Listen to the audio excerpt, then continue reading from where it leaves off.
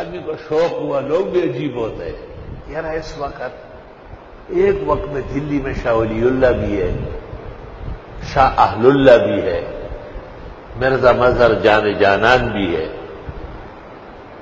ان میں کون اونچے درجے کا ہے؟ توبہ۔ تو اس نے دعوت کی تینوں کی، لیکن بتایا ایک کو دوسرے کا، دوسرے کو تیسرے کا نہیں بتایا۔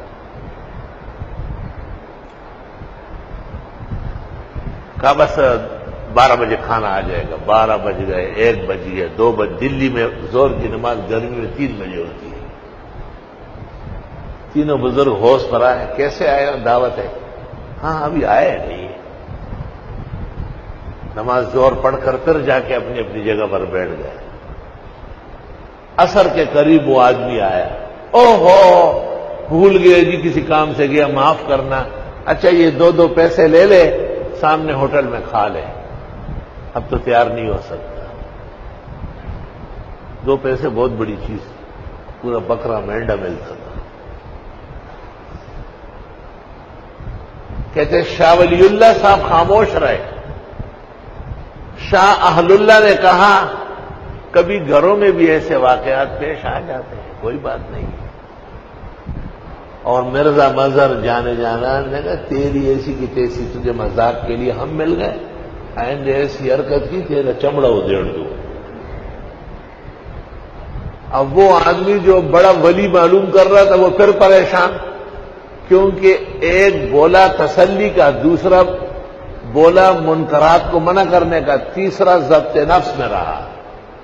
تو ہمارے 3 بزرگ حاجی امداد اللہ مہاجر مکی، مولانا محمد قاسم نانوتوی، مولانا رشید احمد گنگوئی، تینوں کے علیحدہ علیحدہ رائے ٹھہری۔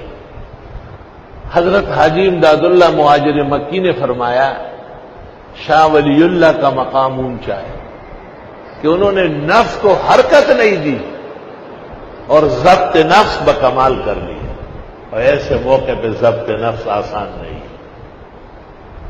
حضرت مولانا محمد قاسم صاحب نانوتوی نے کہا کہ شاہ اہل اللہ کا مقام اونچا ہے کہ انہوں نے اپنے زخمی دل کے ساتھ ان کو بھی تسلی دی کہ گھروں میں بھی کبھی کبھی کھانے میں دیر سویر ہو جاتی ہے۔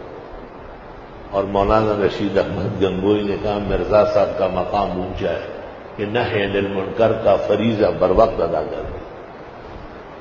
ہر گلیرا رنگ بوئی دیگر رست، یہ علوم کی صفات ہے، طباعی مختلفہ ہے۔